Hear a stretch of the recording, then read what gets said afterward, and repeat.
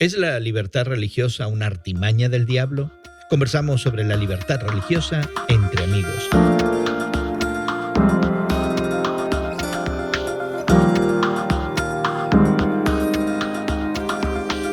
Gracias por acompañarnos entre amigos, esta conversación semanal con Guillermo Serrano, el Samazón y tu servidor Jesús García, donde conversamos sobre temas que consideramos interesantes desde una perspectiva cristiana. Y queremos invitarte a suscribirte a nuestro podcast y a seguirnos regularmente. Puedes encontrar más información en radiomoody.org y también puedes conectarte con nosotros en Twitter. Somos tus temas de hoy en Twitter. Hoy queremos conversar de algo que nos ha llamado poderosamente la atención y que algunos de nosotros hemos experimentado en nuestra propia vida. Esta idea de ser privados de expresarnos en el ámbito religioso. Algunos de nosotros hemos experimentado en algún momento estar en algún país, estar en alguna situación donde nuestra fe particular no podía expresarse. Y apreciamos bastante el hecho de que tengamos en países industrializados, donde hay sociedades pluralistas, la posibilidad de libertad religiosa. Así que desde la perspectiva cristiana, muchos celebramos y disfrutamos esa libertad que tenemos de expresar nuestra fe, pero también vemos la libertad religiosa con cierta sospecha cuando se trata de ofrecer esa libertad a religiones que percibimos como contrarias al cristianismo. Y en un reciente artículo, la revista Christianity Today se pregunta, ¿es la libertad religiosa realmente una danza con el diablo? Y hace referencia a esas distintas actitudes que los teólogos cristianos a lo largo de la historia han tenido en cuanto a la posibilidad de expresar libremente nuestra fe, pero también permitir que otros que no tienen nuestra fe y tienen fe muy diferentes a la nuestra, pudieran hacer lo mismo. Complicado el artículo. Complicada la reflexión porque intelectualmente, desde una perspectiva racional, yo digo sí, como no, cada uno puede expresarse como le dé la gana en cuanto a la cuestión religiosa.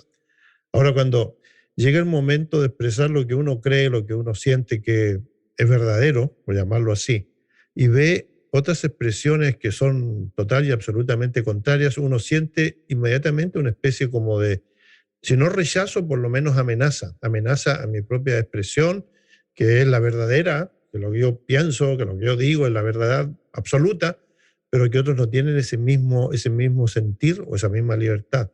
Así que yo pienso que estamos entre dos aguas acá. Por un lado, sí, queremos libertad religiosa para todos, pero cuando toca la nuestra, queremos tener supremacía, queremos ser los primeros, ¿verdad? Y sí, tienes razón, Guillermo, es un artículo complicado porque uno ve las cosas por los dos lados, ¿no? Yo quiero seguir expresando mi fe como cristiana, pero pues por otro lado, caray, si empiezo yo a ser minoría, ¿verdad? Y empiezo a ver cómo mi barrio, mi vecindario, mi ciudad está cambiando y ahora ya no soy la mayoría, ya no puedo decir lo que yo quería, entonces empieza uno a sentirse amenazado, temeroso, a querer protestar y a perder ese lugar, esa posición en la sociedad que lo dabas por un hecho. Y ahora resulta que pues no tanto. Fíjense ustedes que un pensador, un articulista, alguien ha dicho que si uno cree en la libertad religiosa, lo que está diciendo y haciendo es mandando mucha gente al infierno, porque de acuerdo a la creencia cristiana, ¿no?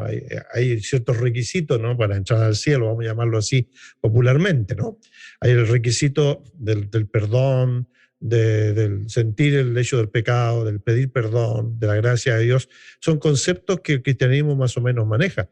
Pero entonces, si hay libertad religiosa, el que cree que el panteísmo, ¿no? La naturaleza es Dios y que da lo mismo, dice este pensador, lo estamos mandando al infierno de forma literal. Estamos diciendo, bueno, ese camino está equivocado, pero te vas al infierno y es tu problema.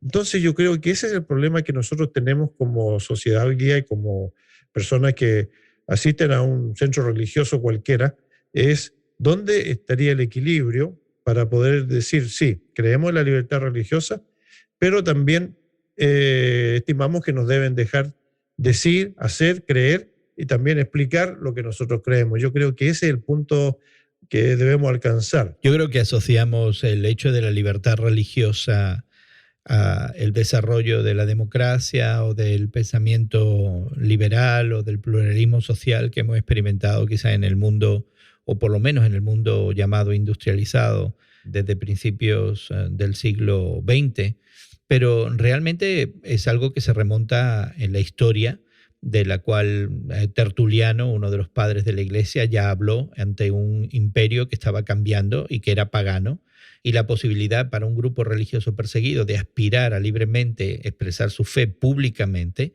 es algo maravilloso. Muchos cristianos lo han experimentado hasta muy recientemente en muchos países de Iberoamérica. Por otro lado, tenemos ese ejemplo del califato de Córdoba en el siglo VIII, donde el califa decide ser tolerante para judíos y cristianos, las religiones del libro, a cambio del impuesto, ¿no? Y de alguna manera no necesariamente esta idea de libertad religiosa se tiene que asociar a la sociedad pluralista en la que vivimos, ni tampoco a la idea de que la ausencia de libertad sería detrimental para la fe cristiana. De hecho, la fe cristiana en el mundo se expresa mayoritariamente en ambientes hostiles a la fe cristiana. Y yo creo que eso pinta de alguna manera nuestra percepción, porque nosotros queremos proteger nuestra libertad religiosa cuando somos minoría, pero cuando somos mayoría decimos, bueno, quizás el tema de la libertad religiosa no es tan importante, porque aquí no la necesitamos, ya que la mayoría pertenece a mi grupo. Así que yo no sé si la conversación más que acerca de actitudes políticas sea de actitudes personales o colectivas de grupos religiosos de intolerancia. No sé si la palabra clave aquí es qué tan tolerante eres o qué tan intolerante eres para que otros expresen la fe que tú libremente también puedes expresar, la tuya, ¿no? Indonesia, que es un país bastante lejano al mundo occidental, como lo planteó Elsa, existe en la constitución de ese país el respeto y también, yo diría, la salvaguarda, ¿no? La protección de 4 religiones solamente, que son el islamismo, por supuesto, porque mayoritariamente es musulmán, pero se protege al cristianismo, se protege también al hinduismo, creo que, o al budismo. O sea, son 4 grupos que están protegidos por la ley y por la Constitución. Y el cristianismo en ese caso es la minoría. Es la minoría. Me pregunto si la mayoría islámica de ese país, que es el país islámico más grande del mundo, está argumentando lo mismo. No demos libertad religiosa a los cristianos. Claro, exactamente, ese es el problema y por eso han habido grandes enfrentamientos, quema de iglesias y cosas así que han sucedido, porque realmente aunque la constitución de un país diga algo, sin embargo, la actitud de la gente puede ir por otro camino. Entonces yo creo que ese es el problema al que nosotros nos enfrentamos cuando hablamos de este tema, más como un desafío que como tratar de explicar por dónde debería ir el camino, ¿no? Eso así lo veo yo. A mí me llama la atención que la posición tradicional, ¿no?, de algunos de los líderes evangélicos en Norteamérica, antes estaban en pro de esa libertad de expresión de la religión y ahora están poniéndose un poco en contra, ¿no? O bastante en contra y hablando desde el púlpito, ¿no?, en contra de esa libertad de religión porque están ya sintiendo esa amenaza. Y espero yo que este artículo y esta manera de pensar de estos líderes que están ahora cuestionando la libertad de religión como parte de la Constitución norteamericana, empiezan ahora a cuestionarse otros elementos de esta Constitución que la verdad muchas veces en la práctica de la psique norteamericana se pone casi al mismo nivel que la Biblia, ¿no? Y creo que tenemos que cuestionar esto de cómo estamos aplicando la ley humana en un país como los Estados Unidos y cómo estamos aplicando realmente nuestra creencia en la Biblia y cómo vamos a vivir lo que nos enseña Jesucristo de cómo debemos de vivir en esta sociedad. Estaba pensando que uno de los matices del artículo y en relación a lo que Elsa está comentando, ¿no?, si estas suspicacias acerca de principios que se establecen en la Constitución de este país, los Estados Unidos, que es el marco donde se produce el artículo, aunque sinceramente yo creo que esto es aplicable en cada sociedad y en cada forma de libertad, porque la libertad de uno de alguna manera termina donde empieza la libertad del otro. Y si yo requiero libertad de expresión y libertad de fe, tengo que estar dispuesto a otorgarla de la misma manera. Pero me da la impresión de que aquí realmente lo que se está planteando es el temor a la pérdida de la mayoría religiosa. El problema no es si la libertad de religión es buena o mala, pero creo que aquí el miedo operante es el miedo a una sociedad que rápidamente está cambiando y que no necesariamente se va a perfilar como esa sociedad cristiana, entre comillas, que se ha promovido en el mundo industrializado, en el mundo de Europa y en el mundo del continente americano y de América Latina.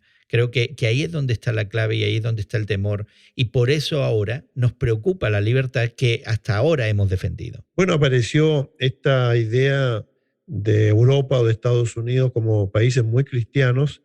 En muchas de las películas, en muchas de las series, telenovelas, apareció esta idea de los 40, 50 o 60, en donde había una familia que siempre iba a un centro religioso cada domingo y se guardaban ciertas normas en la vestimenta, en el hablar y todo eso, pero que era realmente una proyección idealista de lo que debería ser una sociedad, pero que en el fondo no representaba lo que estaba sucediendo en el interior. Y yo creo que eso es lo que está pasando hoy día. Nos damos cuenta de que todo ese estereotipo realmente no responde a la realidad que se está viviendo. Yo tengo, por ejemplo, encuestas a la mano que dicen que el divorcio, por ejemplo, es más común entre los cristianos que entre la gente que dice que no es cristiana. Por lo que sea, por la razón que sea, por todos los argumentos que queramos. Es decir, el cristianismo no ha sido la salvedad, como lo planteaba Elsa, a la cuestión del aborto, a la cuestión de estilos de vida o de otro tipo de situaciones en la sociedad. El cristianismo no ha sido ninguna cortapisa realmente, pero queremos creer que lo ha sido. Y ese es el problema cuando nos enfrentamos a la cuestión de la libertad religiosa. No queremos nosotros perder el protagonismo que hemos tenido a través del tiempo. Estaba pensando si habría en las Escrituras alguna guía para negociar esto, porque Jesucristo actúa en un ámbito pluralista en términos religiosos, aunque la Palestina de esa época estaba dominada por el judaísmo y el gobierno imperial romano consentía la expresión de esa fe. También se promovía desde la plataforma del poder, desde Roma, el culto al emperador, y los soldados romanos traían toda clase de religiones que habían obtenido en sus campañas y en sus viajes por todo el mundo conocido, ¿verdad? Así que vemos a Jesucristo en un ambiente de cierta pluralidad religiosa, incluso dentro del judaísmo, con ciertas facciones.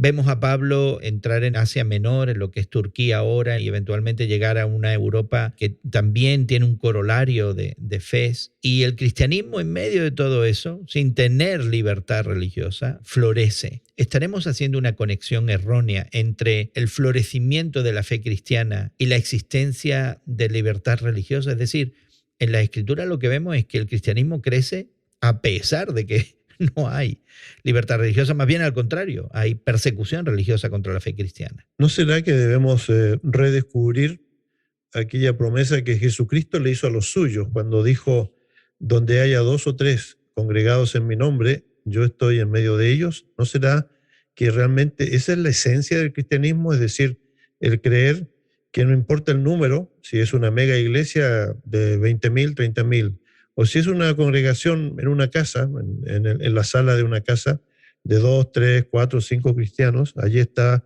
el Espíritu de Dios en medio de ellos. ¿No será esa la esencia del cristianismo que tenemos que llegar a redescubrir en una etapa de la historia y en un momento cuando a lo mejor las religiones que son distintas florecen, parece que son mayoría, pero que no tienen esa esencia que el cristianismo dice que tiene, que es la presencia espiritual de un ser superior que se manifiesta en la vida de las personas, que les hace cambiar, que les hace ver la vida de una manera distinta. Pues quisiéramos animarte, querido amigo, querida amiga que nos acompañas en este tiempo de conversación, a que te pongas en contacto con nosotros y nos des tu opinión visitando nuestra página en internet, radiomoody.org, o también encontrándote con nosotros en Twitter. En Twitter somos tus temas de hoy en Twitter. Queremos agradecer mucho el trabajo de producción que se hace en la ciudad de Chicago y nuestra gratitud también para Elsa y Guillermo, que gentilmente nos dieron de su tiempo para conversar con nosotros. Y a nombre de ellos, nuestra gratitud para ti por habernos acompañado. Esperamos que hayas disfrutado de este tiempo entre amigos y que te volvamos a encontrar en otra ocasión. Que pases un buen día y que Dios te bendiga.